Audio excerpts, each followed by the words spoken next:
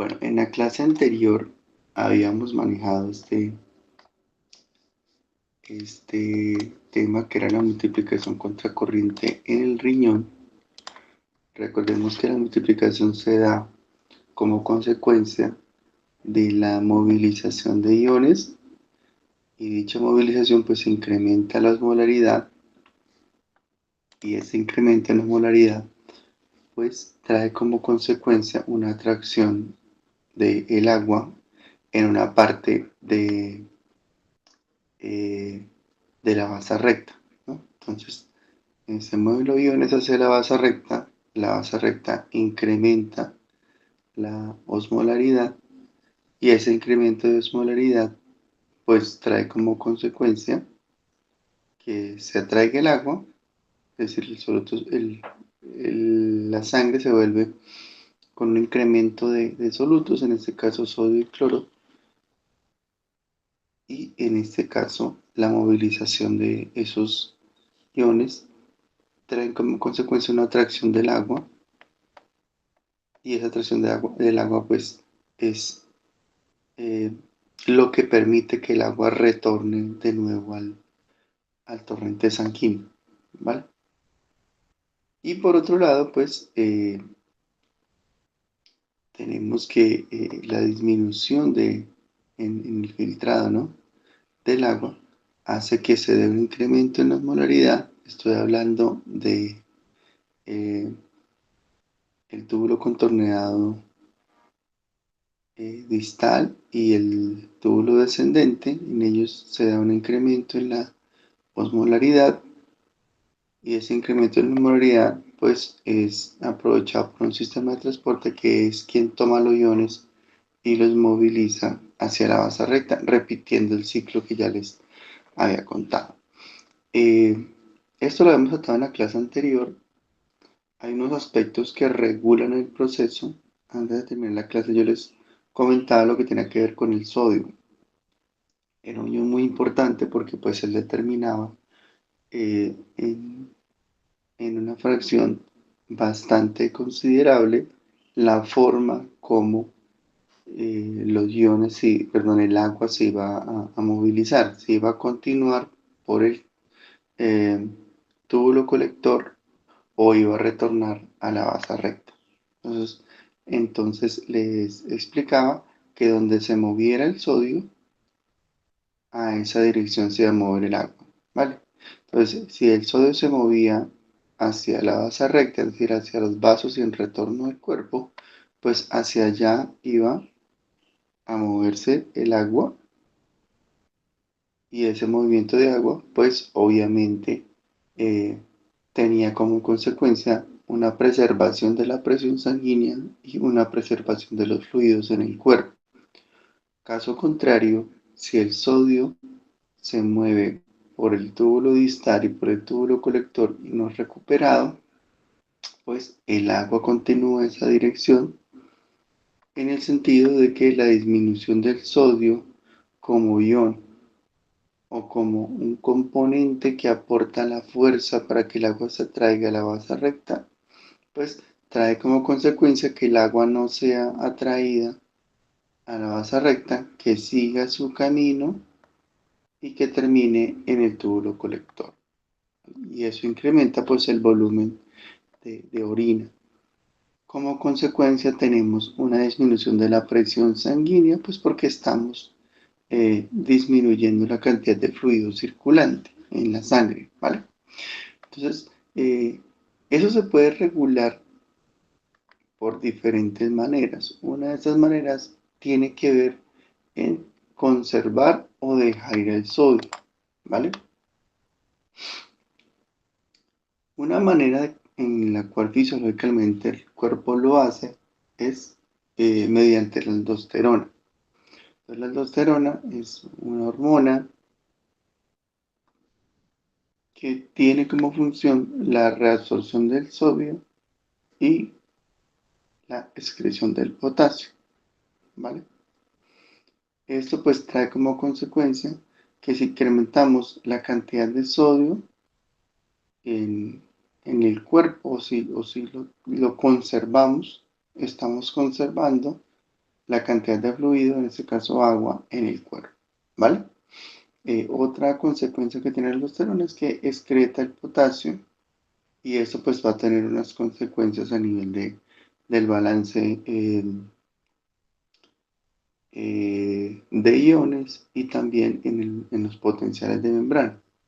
Entonces, en este caso, la excreción del potasio trae como consecuencia una inducción de la bomba sodio-potasio TPasa en la membrana vasolateral. Entonces, importante acá conocer que hay unos receptores de aldosterona y esos receptores de aldosterona son los que van a eh, tener una regulación del proceso de absorción de sodio. Eh, Les pido que por favor consulten a profundidad cómo funcionan estos receptores. La aldosterona es una hormona eh, derivativa del colesterol, por tanto ya poder pasar la membrana y va a tener un efecto importante sobre la función de colectora o de reabsorción de sodio. Por otro lado, tenemos en el túbulo colector otra función de regulación. Entonces, una es la que hace la aldosterona y dos, la que se realiza en el túbulo colector. Entonces, el túbulo colector tiene una función importantísima porque en últimas este tubo o esta fracción última, vamos a ponerle en contexto, ¿sí? Esta fracción última, ¿vale? Esta última fracción de la nefrona es la que va a determinar el volumen de orina que se va a producir, ¿no? Entonces, sobre este túbulo colector tiene blanco o tiene como objetivo de regulación eh, una hormona que es la hormona antidiurética, ¿vale? Esta hormona antidiurética pues particularmente no va a tener un efecto directo sobre el sodio, pero sí va a aprovechar una naturaleza de los fluidos hacia movilizarse a regiones que tienen una mayor osmolaridad, ya lo vamos a ver más adelante. Y para hacerlo, lo que hace la hormona antidiurética, la vasopresina, es que ella va a facilitar que el agua se traslade de una zona de baja osmolaridad a una zona de alta osmolaridad. ¿Sí?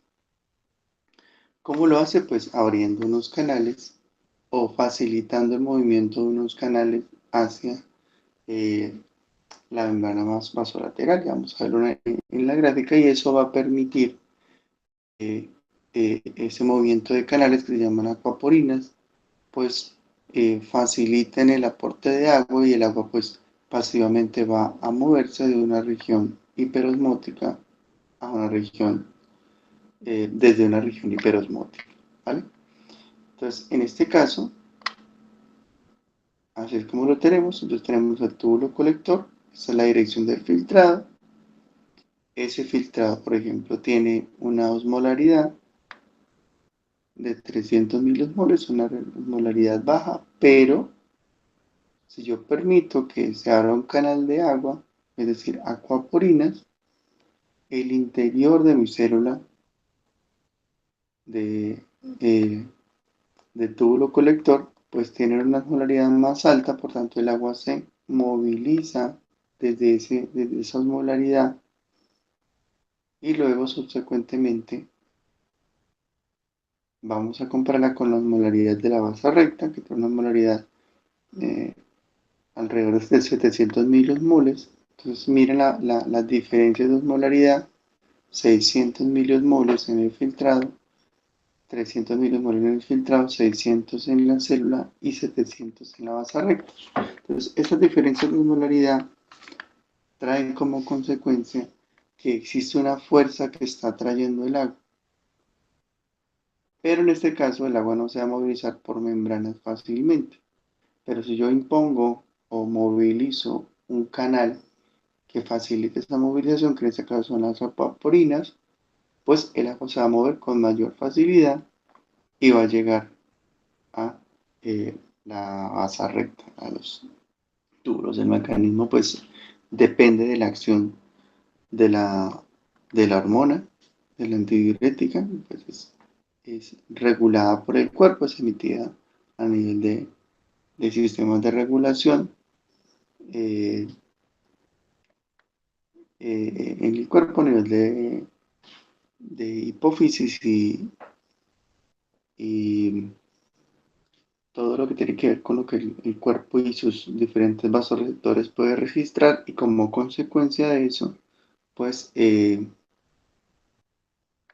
genera la liberación de la vasopresina. La vasopresina tiene receptores en las células del túbulo colector y esto mediante un mecanismo de segundos mensajeros asociados a AMP cíclico, pues estimula que hay una cascada de calcio y esa cascada de calcio pues estimula las vesículas que están almacenadas con acuaporina a que se fusionen con membrana y faciliten este proceso. Pero pues todo depende de la liberación de vasopresina que depende de estímulos sensoriales y de la liberación de la misma hormona, ¿vale? Bueno, lo concerniente a este fenómeno pues fue descubierto por dos médicos, ¿sí? Para que lo resalten y descubrieron, ganaron el premio Nobel en el 2003 por este grandioso descubrimiento, ¿sí? En cuanto a los canales en células membranales, canales asociados al agua o acuaporinas, ¿vale? Bueno, aquí tenemos un resumen del recorrido del filtrado en cápsula, la reabsorción de gran cantidad de componentes, glucosa, aminoácidos, potasio y calcio. Luego vamos al descendente y al ascendente, donde se recupera particularmente agua, y en el ascendente, donde se recupera sodio. Y luego subsecuentemente, pues tenemos procesos de secreción y por último, el colector, pero volvemos a recuperar mucha más agua, concentramos la orina y la liberamos. ¿Vale? Ya habíamos hablado de estos datos, 180 litros de filtrado se recuperan alrededor del 60-70% en la fracción proximal. Eso representa 110-130 litros de filtrado. El restante 20%, 40 litros, se reabsorben en el túbulo contorneado, el sistema contracorriente de la asa L. El restante de los 20 litros pues deben llegar al túbulo distal y subsecuentemente es filtrado. Eso constituye más o menos unos 20-30 litros. ¿Ok? Y de esos 20-30 litros pues tienen que estar regulados por la aldosterona, que conserva el sodio, por tanto conserva el agua, conserva la presión sanguínea y la hormona antidiurética, la vasopresina, pues va a conservar el agua mediante un mecanismo asociado a eh, las acuaporinas. Al final, pues tendremos una cantidad de orina de 500 mililitros en 24 horas. Podría llegar a 1 o 2 litros con concentraciones eh, de miliosmolaridad entre 100, que es una orina muy diluida, a 1400 miliosmoles, que es una orina muy concentrada, y pues esto va a depender de diferentes aspectos en en el estilo de vida de la persona, del paciente, ¿vale? De acuerdo al equilibrio que el cuerpo necesita eh, establecer. Si tenemos de alguna manera mayor cantidad de orina, más de 3 litros, puede darse una condición que se llama poliuria y esto pues puede ser a relación a una diuresis osmótica, que eso implica que pues, la sangre o el tejido sanguíneo constantemente está eh, teniendo una elevación importante de su fuerza osmótica. Parte de eso puede ser consecuencia, por ejemplo, de un incremento en las concentraciones de glucosa en sangre, por ejemplo, eh, la poliuria que experimentan las personas que tienen diabetes es consecuencia en parte de esas modificaciones osmóticas por la dificultad del procesamiento y el metabolismo de ese soluto en sangre. ¿Okay? También puede ser consecuencia de un consumo excesivo de solutos y esto pues trae como consecuencia un desequilibrio que induce la poliguria en el cuerpo, ¿vale? Puede ser algo agudo, puede ser algo crónico y hay que pues, darle un estudio en particular. Y lo otro puede ser una diuresis estimulada por el agua. Si usted, por ejemplo, le indican erróneamente que tiene que consumir muchísimas cantidades de agua, porque eso es bueno, porque es hidroterapia y porque de alguna manera eh, es necesario consumir mucha agua porque es muy buena, pero realmente esto no es así del todo, porque pues el cuerpo induce la sensación de sed, de hecho es una sensación regulada a nivel central por el sistema nervioso.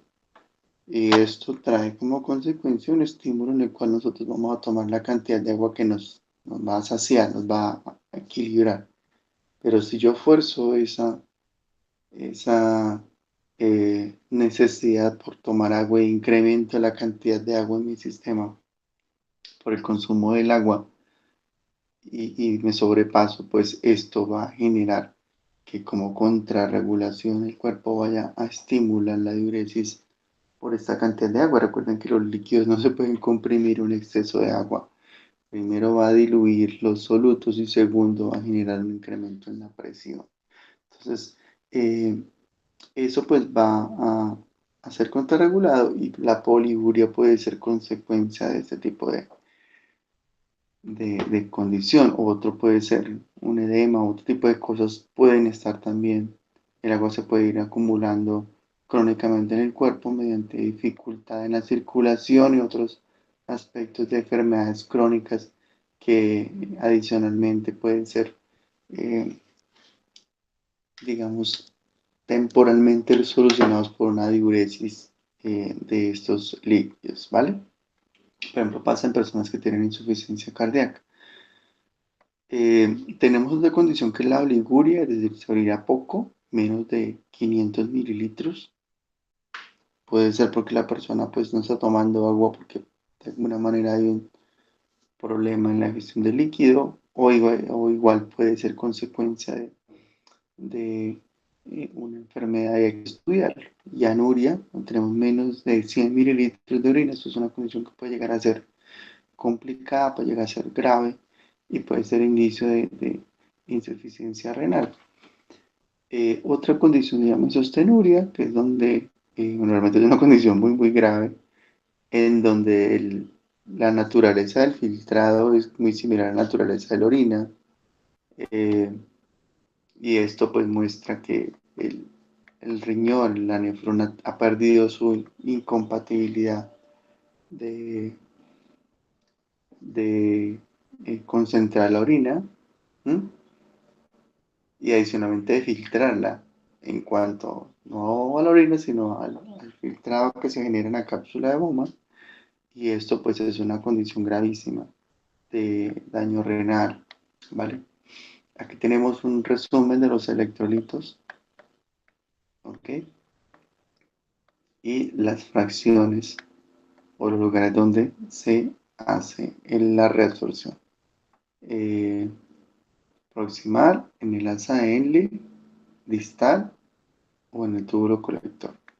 Mira lo interesante por ejemplo, el sodio, el potasio y el cloro, que su reabsorción se hace, bueno, casi en un 99%, por ejemplo, para el sodio y el cloro, el potasio pues se dejó ir un poquito más, eh, pero en todo a lo largo de todo el tubo, los diferentes túbulos se da la reabsorción de estos iones.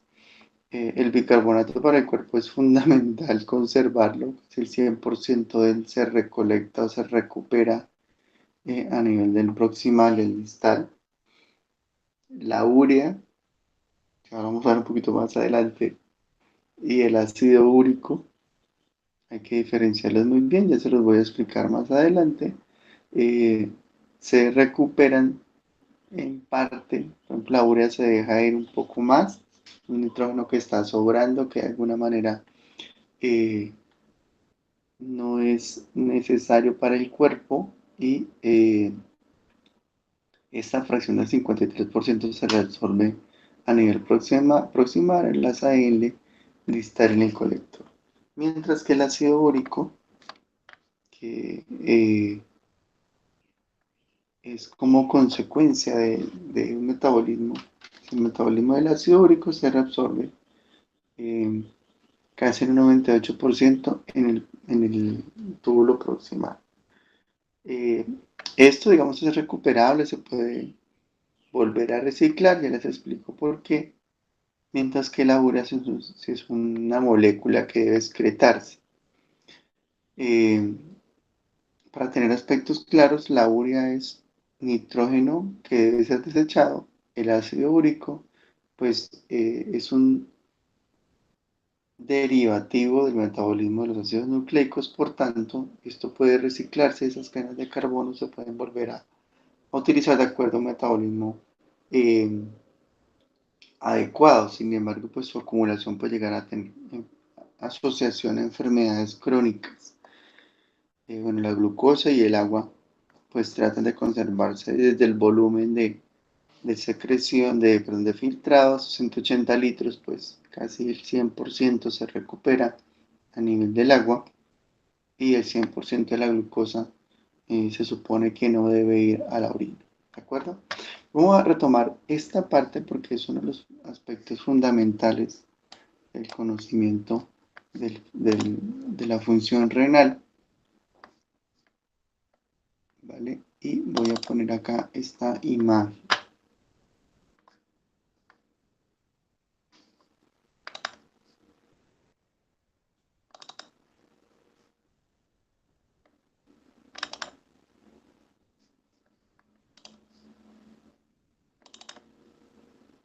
Bueno, entonces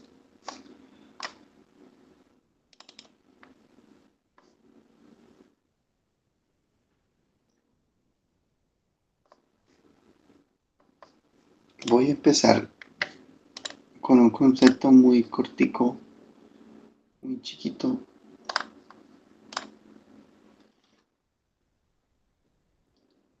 sobre lo que es el ciclo de la urea, ¿no? Recordemos que esta urea puede constituir un nitrógeno que puede estar en exceso. Ya en la primera clase, si ustedes recuerdan, yo les expliqué por qué era importante tener un balance de nitrógeno, sobre todo en reacciones en el cerebro, como por ejemplo el ciclo glutamato-glutamina. Entonces, el cuerpo tiene que tener una regulación de ese nitrógeno porque puede modificar el balance de algunas reacciones, algunas de ellas que son fundamentales y que podrían poner en peligro pues, el equilibrio como tal del cuerpo, de reacciones como glutamato-glutamina. Entonces, lo que hace el cuerpo es tener un balance del mismo, por tanto, lo que hace es utilizar como un sumidero, utilizar un lugar donde ese nitrógeno pueda ser movilizado, tratado y en el caso de que se requiera excretado, ¿vale?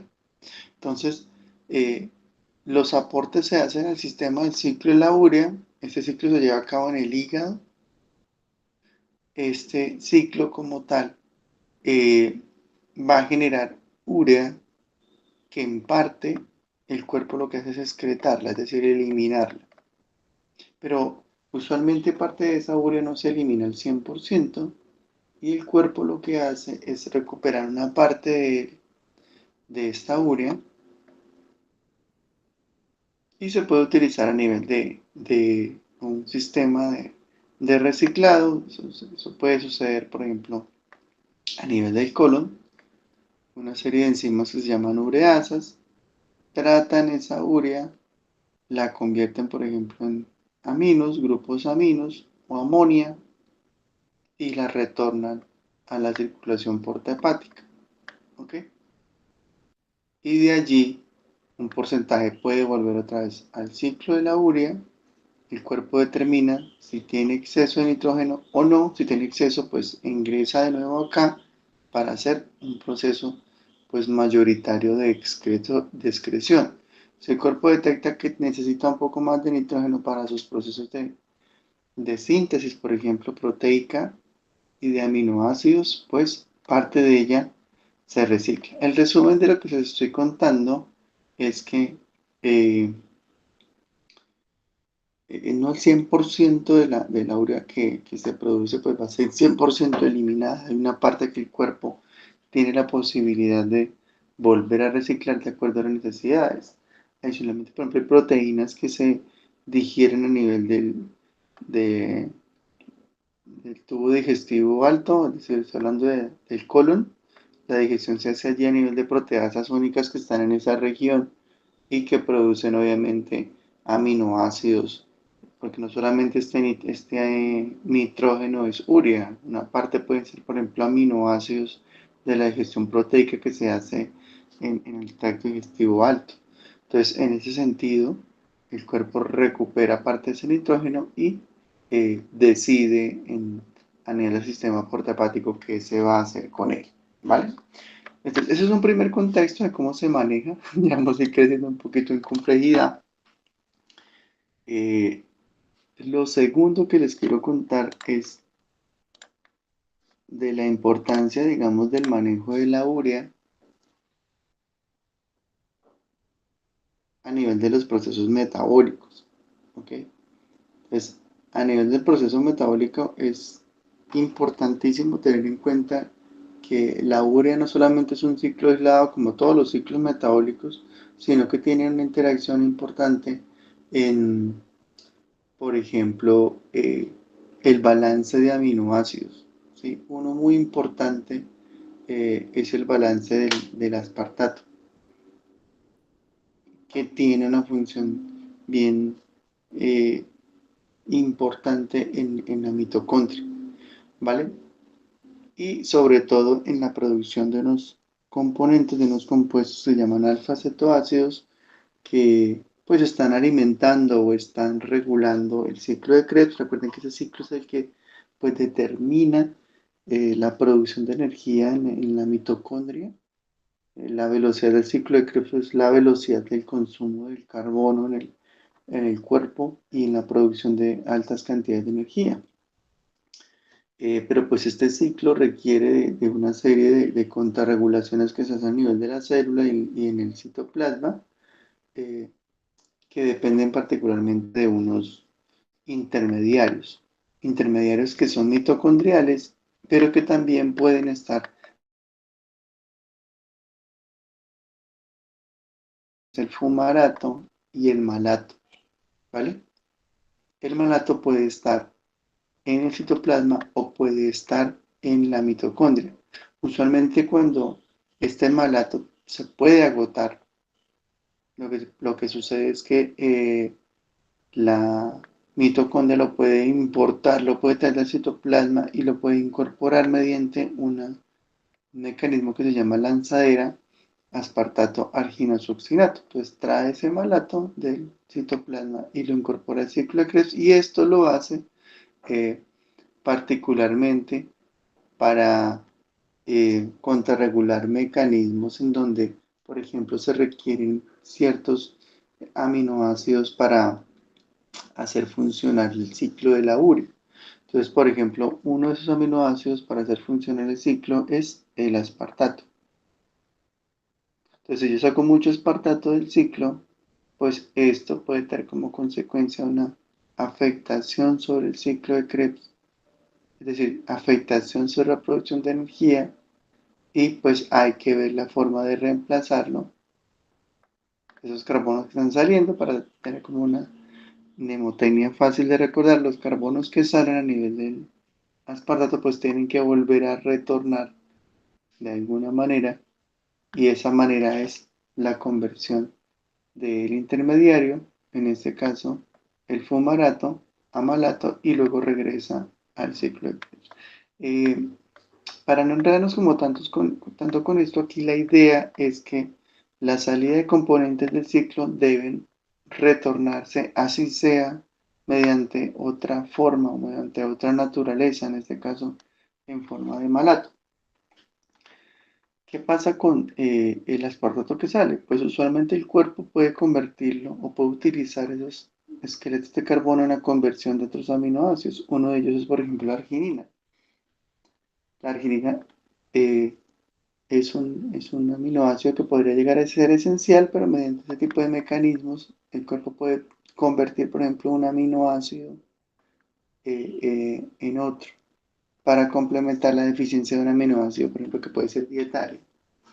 Y adicionalmente, pues la arginina contiene una gran cantidad de nitrógeno, ya lo vamos a ver, pues puede facilitar servir de puente para la producción de urea y adicionalmente, pues eh, hay unos requerimientos de conversión que permiten la formación de un intermedio que se llama ornitina y ella pues es la que en últimas va a iniciar el ciclo de la urea.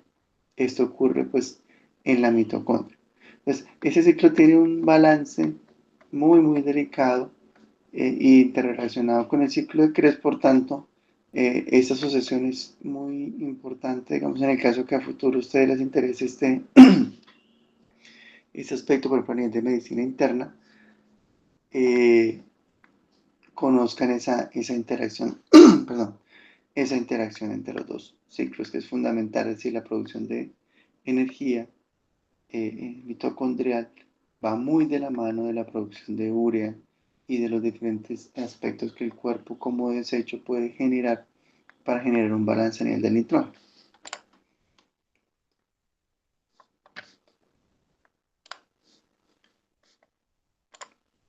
Y por último, pues tenemos nuestro famoso ciclo de la urea que hemos estado hablando tanto, pero pues de momento no tenemos claridad de qué se trata. Entonces, primero hay que definir, lo primero que hay que definir es que es la urea, ¿vale? Entonces, la urea es un compuesto eh, de baja polaridad o poca polaridad que usualmente lo que hace es movilizar nitrógeno. Es un compuesto de movilización de nitrógeno. Si hay exceso de nitrógeno, pues lo que hace el cuerpo es desecharlo en un porcentaje alto. Ya vemos que lo puede hacer hasta en un 75% si hay un incremento de nitrógeno en cuerpo, ¿vale? Si digamos que no hay exceso de nitrógeno, pues la urea sirve como un intermediario de transporte de este nitrógeno o de reserva, también como un buffer de nitrógeno para que subsecuentemente el cuerpo lo utilice para producir aminoácidos desde alfa-cetoácidos. Por ejemplo, sin entrar en detalle, yo aquí tengo un alfa-cetoácido y aquí tengo otro. Entonces, este alfa-cetoácido que se llama fumarato, él se produce desde una desaminación. Yo puedo producir alfa-cetoácidos y generar otros aminoácidos. Por ejemplo, la arginina es un aminoácido esencial, pero mediante metabolismo como este, con aportes de nitrógeno, pues yo puedo convertir un aminoácido que es esencial en un componente ya en este caso no esencial porque el cuerpo mismo lo puede producir. Y eso es gracias a ese tipo de mecanismos. Pero pues ya vamos a entrar en detalle porque así no queda muy claro lo que refiere al ciclo de la urea. Eh, Otra cosa que hay que hablar es que el ciclo de la urea pues sucede en el hígado, ahí es donde tiene la regulación de esta urea. La urea se puede sintetizar de nuevo, es decir, desde cero, y para poderlo hacer hay que gastar pues bastante ATP, se tiene que gastar energía para poder utilizar y movilizar este nitrógeno, es decir, que en últimas le cuesta al cuerpo este metabolismo, pero pues tiene unas ventajas, ¿vale? Es más importante el equilibrio, eh, en este caso, de nitrógeno, que invertir un poco de energía en hacerlo, ¿no? Entonces el cuerpo, pues, primero está el equilibrio y luego, pues, mira cómo soluciona el tema de la energía, pero en este caso, pues, vemos que ese gasto, pues, tampoco es que sea tan considerable. Eh, inicia con la producción de iones de bicarbonato. Ustedes saben que esta reacción es muy conocida por ustedes. Dióxido de carbono y agua, la anhidrasa carbónica, pues produce ácido carbónico y aquí vemos la presencia del bicarbonato. Este bicarbonato pues se une con amonio. Eso ocurre en la mitocondria, es una reacción que depende de condiciones especiales y hay una enzima que se llama carbamoil fosfato sintasa 1, gasta dos moléculas de ATP y hace una condensación de estas moléculas y produce un intermediario que se llama carbamoil fosfato. Ese es el paso limitante de la reacción. Este carbamoil fosfato tiene que unirse con la ornitina, ¿sí? La ornitina viene de forma extramitocondrial, se moviliza y hace lo siguiente. Produce un intermediario que se llama citrulina. Entonces, carbamoil y ornitina nos produce citrulina. Entonces, aquí hay un antiporter que saca la citrulina e ingresa la ornitina. Y ya por fuera de la mitocondria, ¿vale? Esta citrulina va a realizar una serie de pasos enzimáticos. Todos los números que están aquí resaltados son enzimas, son fundamentales para el ciclo. Ya vimos la primera que es la carbamoil fosfato sintasa, la segunda que se llama ornitina transcarbomoilasa, que es la que nos produce esta citrulina.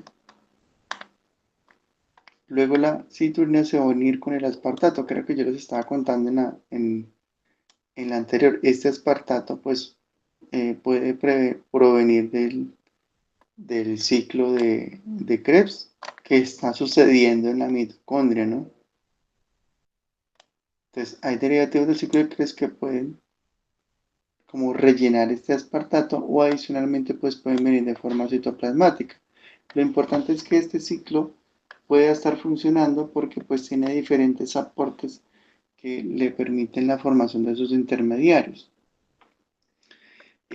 Aquí hay una enzima que se llama argininosuccinato sintasa que mediante la unión con la citrulina, mira que nos genera un compuesto bastante complejo, citrulina y aspartato, y volvemos a gastar otro mol de ATP, entonces ya llevamos 3, miren lo costoso que es, 3 moléculas de ATP para generar un compuesto que se llama argininosuccinato, ¿vale?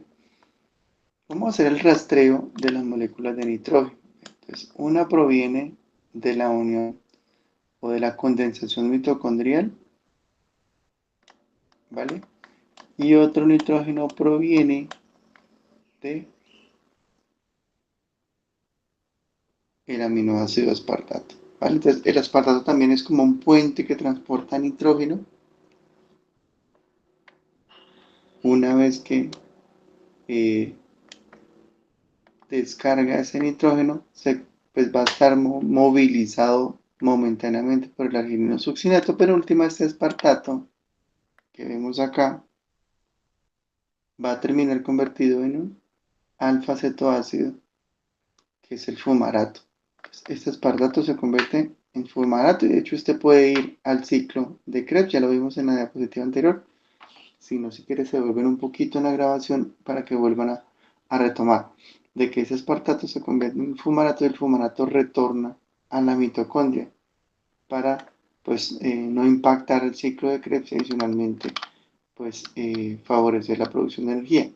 Si esto no sucediera, pues el ciclo reduce su velocidad y eso tendría implicaciones energéticas y por tanto también podría impactar este ciclo mismo, porque con poca energía, miren lo costoso que es 3 moles de ATP para hacerlo funcionar, pues eso haría que el ciclo de la urea no funcionara correctamente y pues se generará una acumulación de nitrógeno que podrá poner en peligro muchas reacciones de balance en el cuerpo. Eh, entonces, estamos por acá.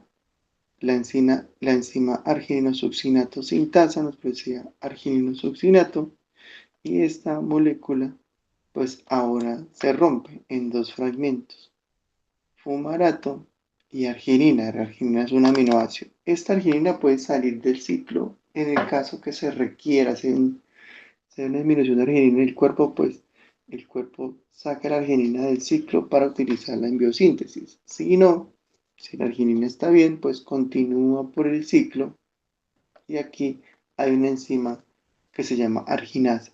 Si ustedes ven, la arginina tiene los dos nitrógenos que se han estado moviendo por todas las reacciones y la enzima arginasa lo que hace es eliminar esta fracción de nitrógeno, ¿sí? Hace una ruptura, un corte y nos genera la famosa urea, ¿vale? Entonces, ya vimos que esa urea que se produce en parte puede ir a la circulación y en parte puede ir en la excreción. Una gran parte se excreta, alrededor del 75%, ¿ok? Y lo que nos queda de la eliminación de esos nitrógenos desde la arginina es la ornitina, la cual vuelve a ingresar a la mitocondria mediante el antiporter ornitina citrulina. Y ahí concluye la historia. Nuestra urea pues es eliminada, es sacada del riñón, por el riñón, dependiendo pues del balance de nitrógeno que se haya dado. ¿Listo? Bueno, entonces ya con eso revisen cualquier aspecto que de alguna manera no haya quedado claro y eh, revisen en la grabación y no tendrán ningún problema. Si tienen cualquier duda, por favor, me lo hacen saber. Bueno, eh, continuando, digamos, con los temas de el riñón. Aquí hay un aspecto importante que hace que el riñón sea un órgano de alto consumo energético y tiene que ver con que se da un transporte activo pues bastante consistente, transporte activo sobre todo de sodio y potasio, pues gastan grandes cantidades o ingentes cantidades de energía. Esto hace que el riñón tenga que lidiar con eh, aportes energéticos que son considerables y que de alguna manera, vamos a ver un poquito más adelante, él resuelve mediante diferentes aspectos de metabolismo.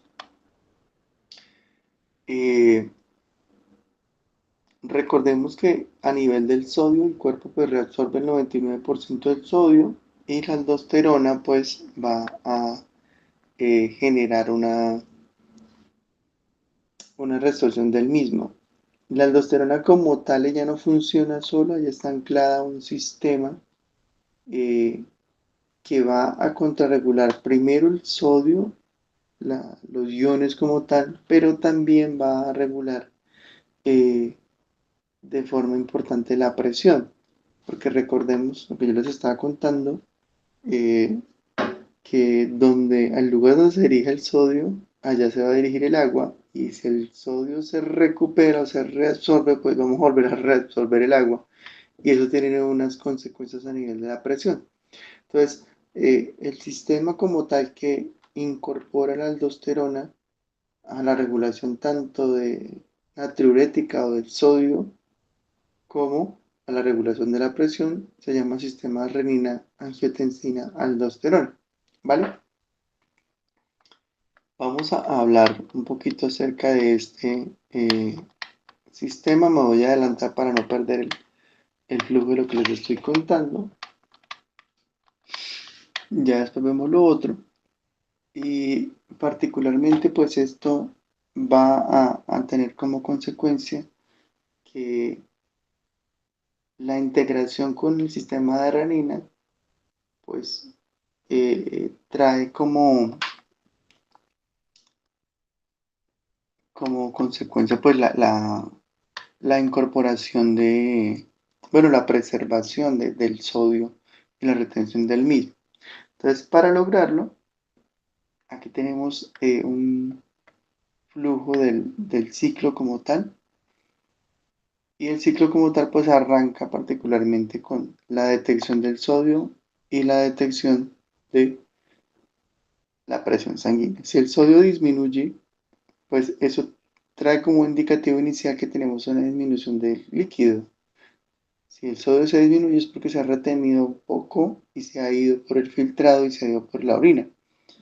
Entonces, eh, esto pues va a generar un estímulo en el donde el cuerpo pues tiene que incrementar la cantidad de sodio, tiene que retener el sodio y tiene que retener el agua. Cuando tenemos poco sodio y poca volemia, poco líquido en poca agua en el aparato vascular, esto genera una disminución de presión, ¿vale? La disminución de presión no es buena porque pues afecta eh, la perfusión de los tejidos, es decir, se va a disminuir la capacidad de el aporte de nutrientes y el aporte de oxígeno a las partes periféricas del cuerpo. ¿Qué hace el riñón cuando detecta eso y cómo lo detecta? Primero con vasoreceptores que están localizados en diferentes partes del cuerpo, incluido el riñón, y una vez que esos vasoreceptores o receptores de presión detectan una disminución de presión, liberan una sustancia que se llama renina. ¿Sí? La produce el riñón y la envía a- al sistema circulatorio. Entonces de allí, la renina como tal va a facilitar un mecanismo de conversión de un péptido que se llama angiotensinógeno, que se produce en el riñón. Entonces, la renina facilita la modificación de este péptido, ¿sí? Y la modificación de este eh, péptido como tal genera un intermedio que se llama angiotensina 1. Esta angiotensina 1 va a ir al pulmón. En el pulmón hay una enzima que se llama enzima convertidora de angiotensina. Hace otra remoción de los aminoácidos de este péptido que era inicialmente el angiotensinógeno y ahora ya se ha convertido en angiotensina 2, ¿vale?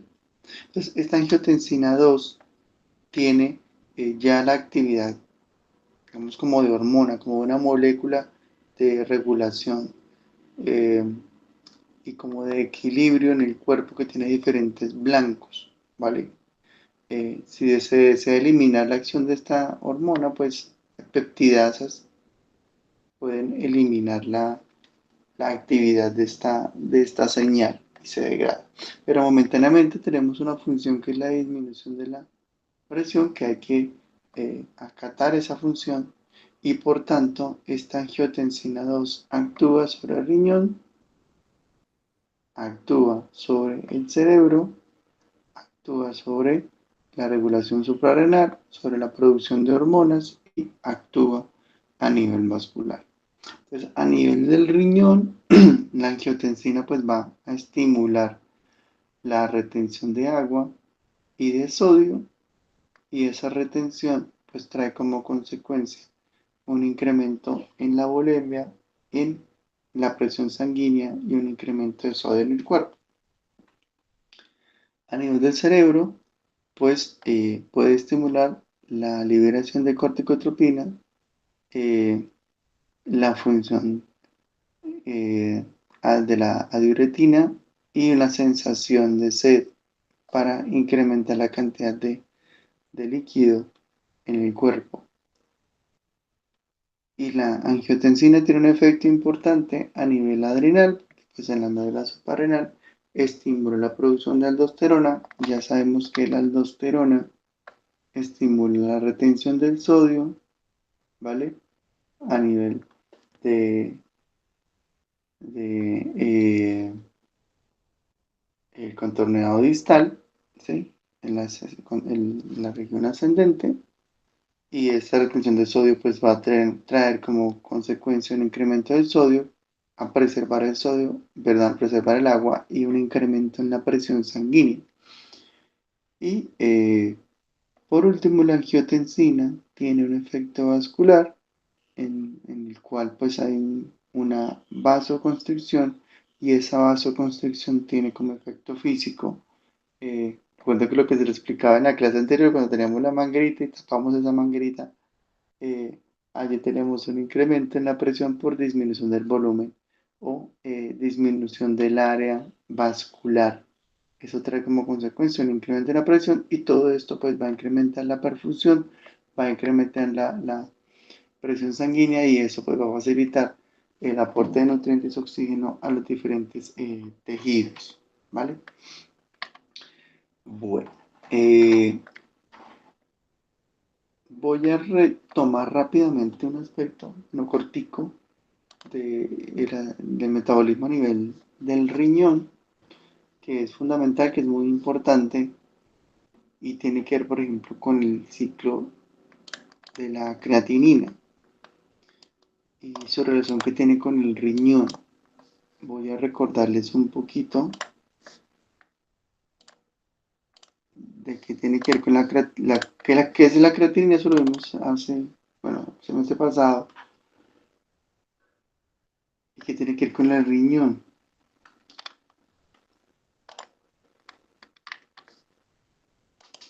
Bueno, entonces esta creatina, pero recuerda que tiene que ver mucho con el sistema muscular, impulsa reacciones de producción energética, ¿vale? De la que tiene un sistema de reserva energética, se produce en el hígado. La creatina mediante un aporte energético y una enzima que se llama creatinquinasa, la creatinina, perdón, la creatina se convierte en fosfocreatina y esta es la que sirve de reserva para poder, digamos, eh, propulsar el movimiento muscular en sistemas de emergencias o de corto plazo. Eh, la fosfocreatina, una vez que aporta este eh, fosfato, se convierte en creatina, obviamente, pero ella espontáneamente, en el caso de que esta reacción ocurra rápidamente, se convierte en creatinina, ¿vale? Entonces, la fosfocreatina pierde su fosfato, la fosfocreatina sin fosfato, pues es la creatina, y esta creatina eh, espontáneamente se puede convertir en una molécula ciclada, que ya es difícil volver a convertirla en creatina. La creatinina, pues es un compuesto de excreción. Usualmente, pues el cuerpo la produce constantemente, ¿vale? Y reemplaza la creatinina que se tiene que excretar. En conclusión, la creatina es un intermediario para reserva energética.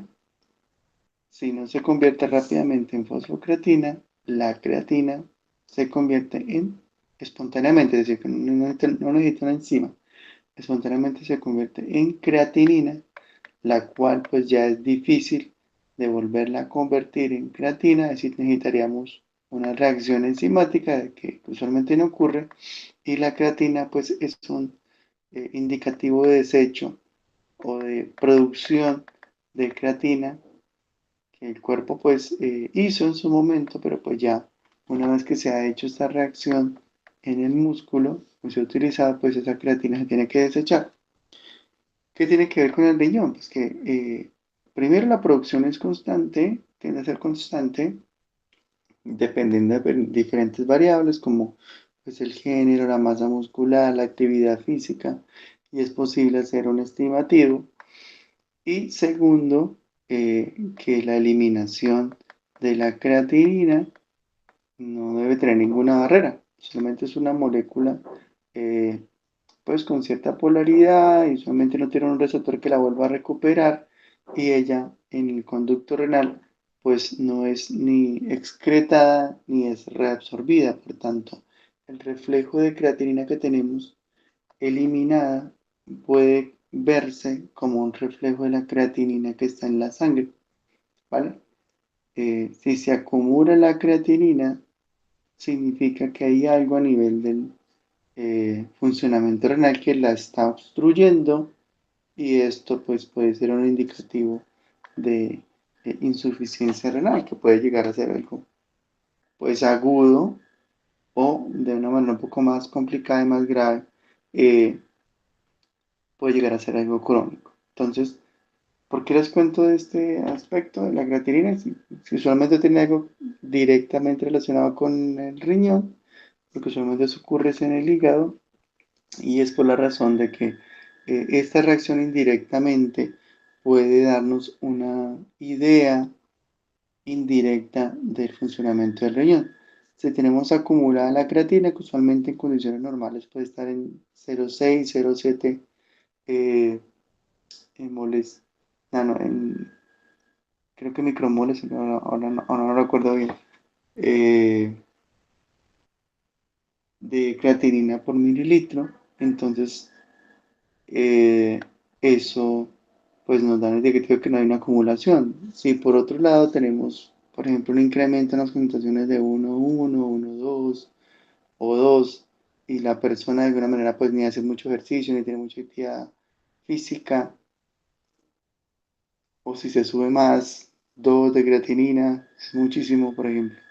Entonces, nos puede dar indirectamente una idea de que el riñón está funcionando bien, porque el riñón tiene que dejar ir esta creatinina fácilmente, no la debe acumular, y si se acumula en plasma, si se acumula en sangre, solamente se mide en la sangre, no se mide en la orina, y si vemos que se está acumulando en la sangre, significa que de una manera pues bastante certera, podemos decir que hay algo que está pasando con el riñón. No podemos diagnosticar nada con esto, pero sí nos da un indicativo bastante útil, versátil, barato, porque esta prueba es muy barata, de que algo sucede con el riñón y que hay que hacer un estudio ulterior. Entonces quería también contarles esto en la clase de hoy. Eh, ya va a iniciar la reunión, entonces les ruego que tengan eh, bueno, consideración. Ya les voy a cargar, ya les estoy cargando la clase y cualquier duda, por favor, me cuenten. Un abrazo muy especial y nos vemos la próxima semana. Que estén muy bien, muchachos. Excelente fin de semana.